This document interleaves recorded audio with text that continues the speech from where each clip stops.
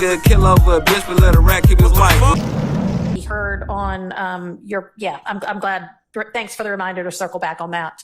I had said talk to Mr. Melnick, and you can put a proffer on the record. So if you're ready to do that, we can do that now. I need more time because I did speak with Mr. Melnick.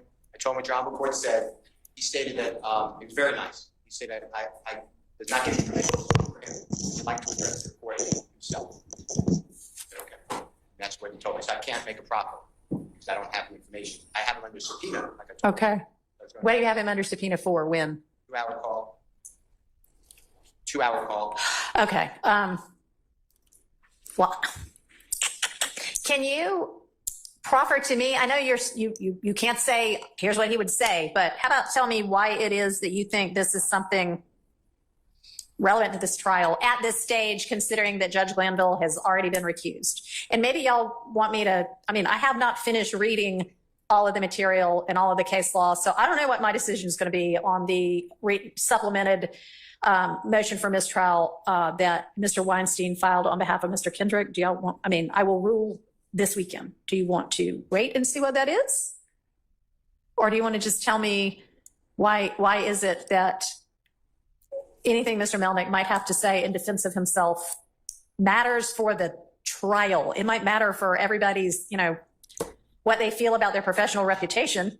I get that. But for this trial, why does that matter?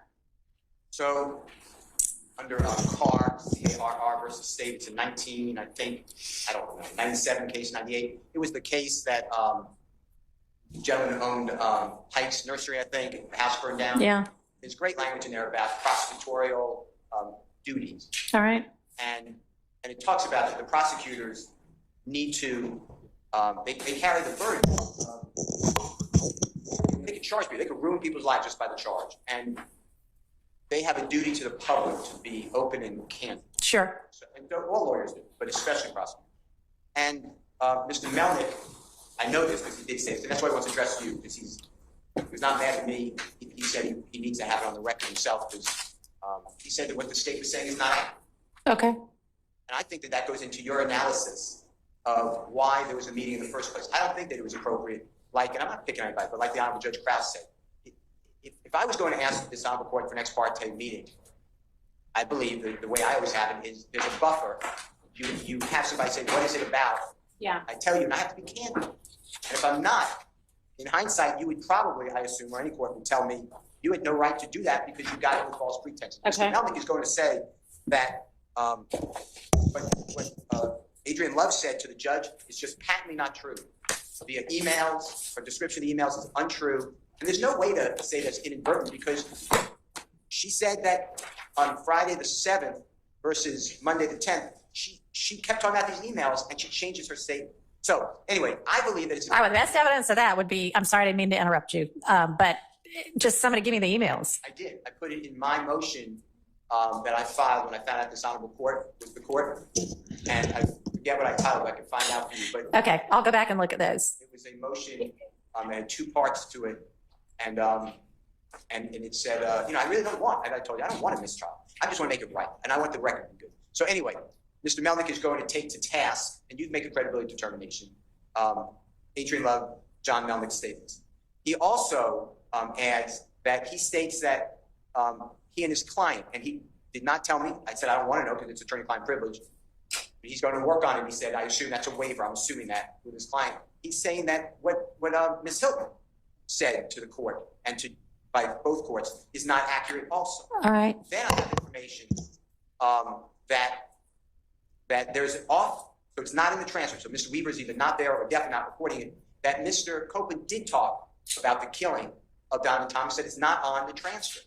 And that would be either Brady, if it's an inconsistency. So wait, so that I understand what you mean. You are saying that you have reason to believe that in the June 10th ex parte meeting, once Mr. Copeland was a part of that he talked about the killing of Nutt at a time when Judge Glanville was in the room? Because there were definitely 2 different portions where at one point he and Ms. Bumpus talked privately, which obviously nobody recorded because the court, at least the record reflects the court reporter and the court and whomever left the chambers so that they could talk privately. So it's entirely possible he talked to her about that. that wouldn't be on the record, and it shouldn't be on the record. Nobody else heard it. And then there was another portion where I believe the court left so that I don't know if it was you, Ms. Hilton, or I think Ms. Hilton, Ms. Bumpus, and Mr. Copeland could talk together. That's what I'm talking about. So it's not privileged. Okay. All right. That there was substantive conversation about the killing of Mr. Copeland. Okay. So And Ms. Hilton. hang on. I'm jotting some notes for myself. Give me just a second.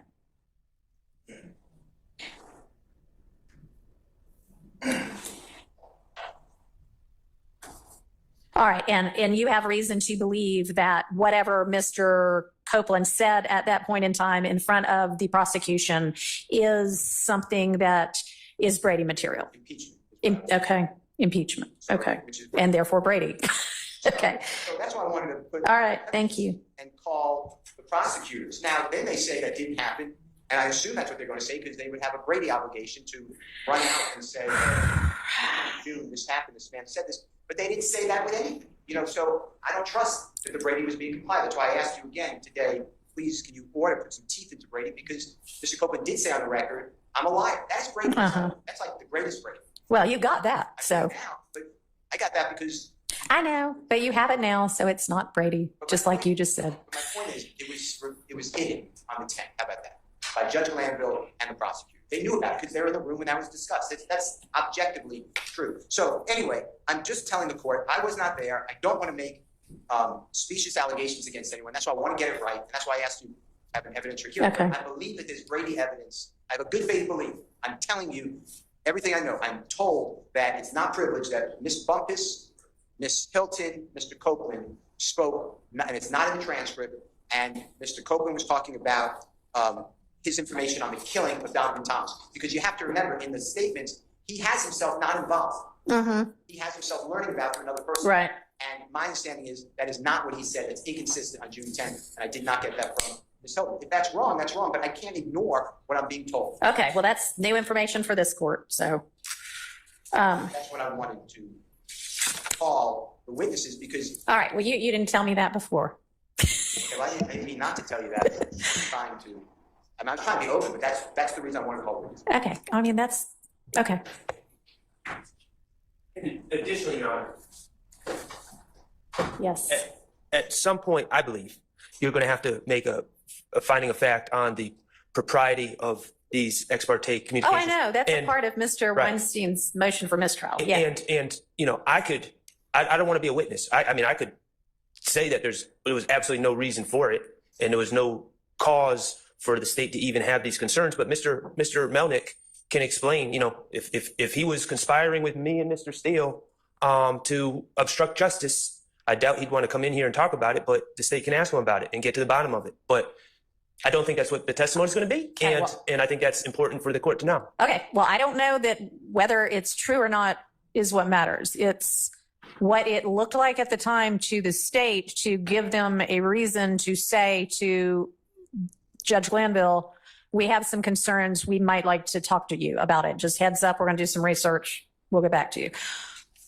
And by the way, y'all, I know that everybody, whenever we were here last, was that yesterday or the day before? Wednesday. So Tuesday, I gave y'all the transcript from the 7th. And Wednesday, a couple of people made some statements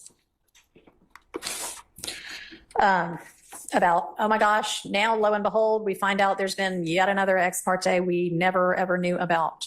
And actually, when you go back to the transcript of the June 7th, 2024 court proceedings, on page 95, on the record, before court adjourns for the day, is when the prosecution says, hey, by the way, we might need an ex parte, or we need an ex parte. And then it is definitely still on the record in court where y'all all heard not the content of the ex parte, but that the state wanted an ex parte, because people from the defense say other things on the record after that. So in open court, y'all were notified that they wanted one.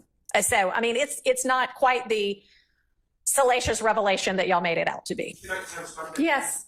So as in the King case that the state is relying on, the state has to make a showing of necessity for public the necessity for the public interest for for immunity to be granted by the court. Okay. And I was under the impression, I think a very reasonable deduction was that they were simply going back there. And I agree, they did announce an open court and we didn't know the substance, but I think a fair, reasonable deduction would be that they were going back there to present the basis for granting immunity. Little did we know that they had already done that and they were going back there to have that other conversation. So that's okay. Yeah, I mean, I know y'all didn't know the substance of it, but. And wrapping back around to that. Yeah. I don't know if there was, but I'm assuming that under the King case, since it wasn't, I guess, that afternoon of the 7th, maybe it was prior to that, maybe it was in the morning, maybe it was the afternoon of the 6th, but at some point under King, there would have been some type of an ex parte meeting where the state presented the reason that they needed that immunity. I don't know if that was done on the record, if there was a transcript of that, but if there was, we have not received that either. Well, there better not be anything else that How did occurred as a meeting, because I told everybody on Tuesday, stand up and tell me anything there is. Did y'all do anything beyond the motion to get the immunity order for Mr. Copeland? No. Okay. So we submitted a motion. Right. And they have a copy of that. And that's Right. all right. Right. Okay. That was- Okay.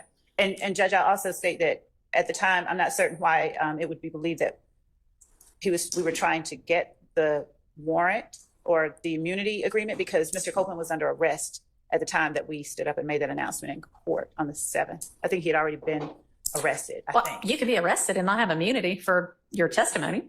The judge had already told him he had immunity on the record. Okay. Well, I don't know. I mean, they're probably just trying to remember it themselves too, but. All right. Well, Mr. Shard, I'll take a look at your new motion. And obviously I'll be looking at Mr. Weinstein's motion.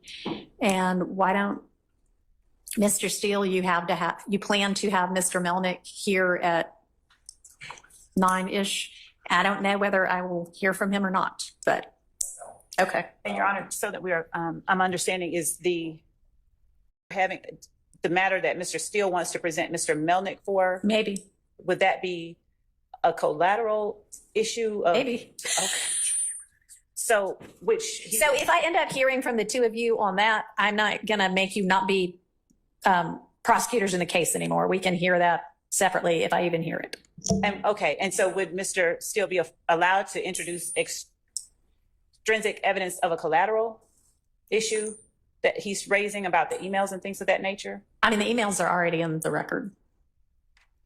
I think he's complaining that at one point, I mean, the emails are what they are. And at one point you said, this was an email to me. And at another point you maybe said, I accidentally got copied on this email, but I think it's actually different parts of the email. I think there's actually an explanation for why that might sound inconsistent, but I'll go back